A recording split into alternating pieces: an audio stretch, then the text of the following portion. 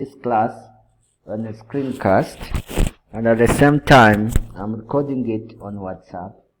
I'll share to you the link to this screencast so that you can see my screen, and you also see what I am trying to explain here.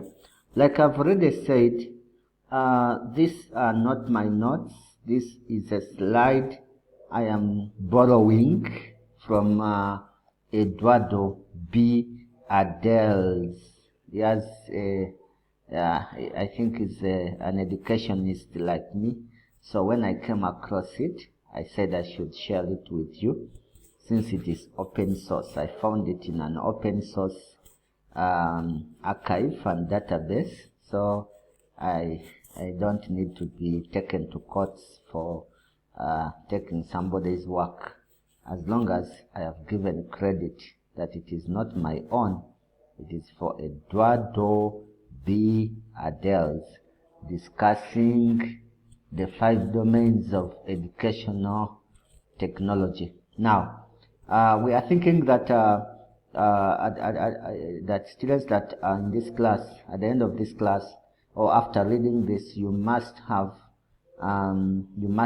this is what we expect you to learn. These are the outcomes. 1, you have to be able to identify the different domains of education technology. 2, you have to be able to describe each domain of education technology and what it is all about, but importantly, citing relevant examples in your own context. Then the third aspect is that you have to be able to differentiate between each of these domains and be able to know which characteristics that one have and the other does not have. You also have to understand how to generalize these domains, and also to understand that the domains of education technology follow a cycle. Now here, if you see this diagram, they are, let me see, 1, 2, 3, 4, 5 domains of education technology. It starts with design, development, utilization, management, and evaluation. It takes us from theory to practice. So I know those on WhatsApp cannot see my screen, but I'll send a link and you see my screen. I'm discussing an image here as presented to us by this scholar Eduardo B. Adels, where he was explaining the domains, the 5 domains of education technology. The first one is design. Design is the first stage. You establish a framework that will guide in planning for education technology, or in planning to use education technology. So, and then the second one is development. Using the design you have established, or the framework, you now start producing materials and developing materials, instructional materials that are going to help you in your own class, or that are going to help you as you integrate education technology into your teaching practices. The third one is utilization. Utilization means that you are now going to implement, because after the designing, you now implement the material, the learning materials that you have developed in the previous stage, so that you start now enhancing knowledge and skills into the learners. This one is also at times called the action phase. Then we have management stage. This one, it is in aspect of implementation, but you look at how this will how each domain, or how the learning will be shaped, and the outcomes of the learning, so that you can manage. If it means that it is not working, you can go back to the first stage and make things right. Evaluation is the last one, which you look at monitoring. You monitor, you assess, you give judgment on the extent on which your learning materials or your technologies have achieved the expected outcomes. And it is a cycle. After you have seen that maybe there is something that you skipped or that did not come out well, you go back to the design and correct it, where you also correct it at development, utilization, management, and evaluation. So, you can see that the first stage is mainly instructional system design. You are looking at strategies, but importantly, you are also looking at the characteristics of the learners.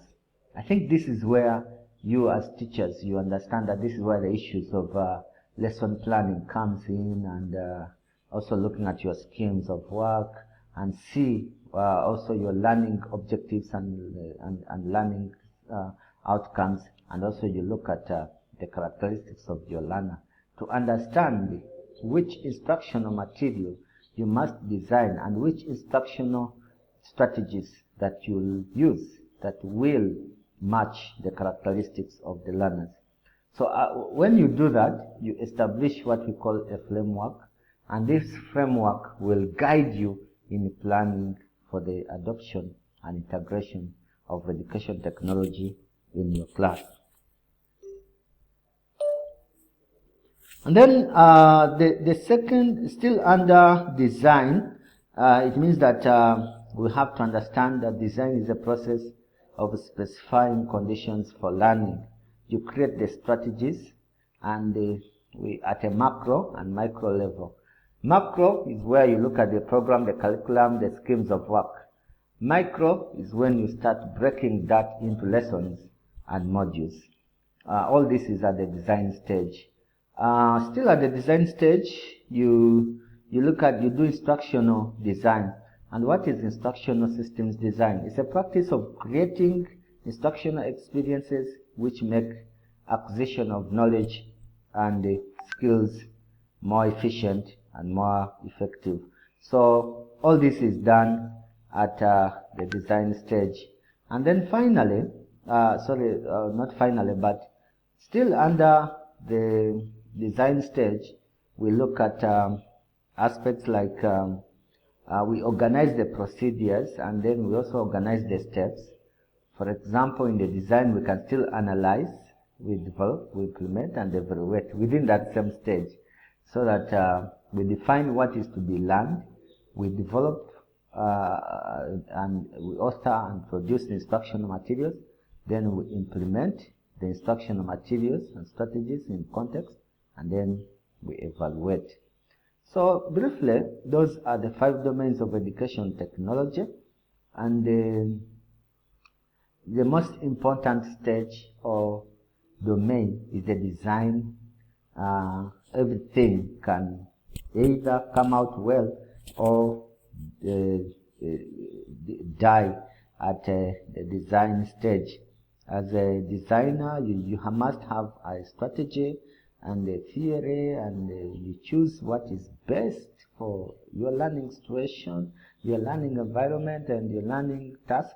And these instructional strategies will give you specifications on how you select and sequence your classroom activities and events within a lesson. So the focus is on the choice and planning of the strategy to fit the situation. So that's why we talk about learner characteristics, because each learner has their own past experiences. They all have their different abilities that impact on the effectiveness of a lesson, and they should be thought about by you at the design stage.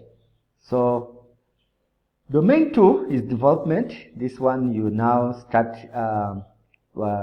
you look at the technologies, you look if it is electronic technology, you see how you integrate it in there, print technologies and many others. So using the design framework that you had in the first stage, you can now try to develop and produce the instructional materials. So development is the process of translating the design specifications you had in domain 1 into a physical form. So you may design hardware, software, visual, auditory materials, or programs or packages which integrate with the various parts. I'd like to talk about domain 3, because that is still domain 2. Domain 3 is utilization. Utilization means that you are implementing and using learning materials to enhance knowledge and skills of learners. It is also known as the action phase. So the utilization is the actual teaching. Everything is set and you are in class and you are utilizing all those technologies that you have looked at. Then the fourth one, as the time is running out for me, the fourth one is what? Is management. In management, it means that it is applied at the implementation of all the different domains.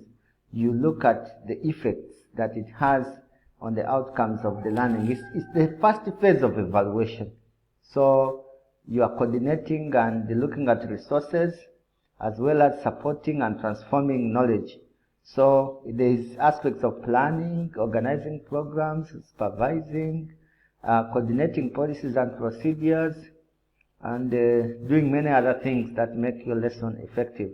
The last one is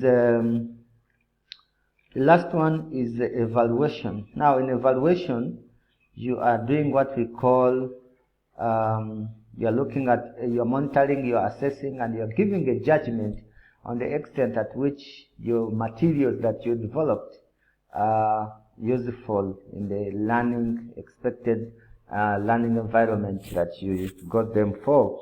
And therefore, you are concluding that the designs and the developments and the implementations and how they are managed is a proper way, and a learning has taken place, and the materials you used, education technology materials you used, helped you to achieve the expected learning outcomes. So evaluation is the process of determining the merit, worth, and the value of the instruction technology, and the purpose of making a judgment so that you can go back and improve if you think there is a problem. So it is about problem analysis. You look at the program, the project, the product, your plan, and then you see whether it has worked or not. So you put emphasis on achievement of competencies. So I'd like to thank you, but importantly thank this scholar, Eduardo, who has given us opportunity to look at this work and explain it to you. So in the next class, that will be a live class. I'll still be talking about the same thing, but explaining it in details. Thank you so much.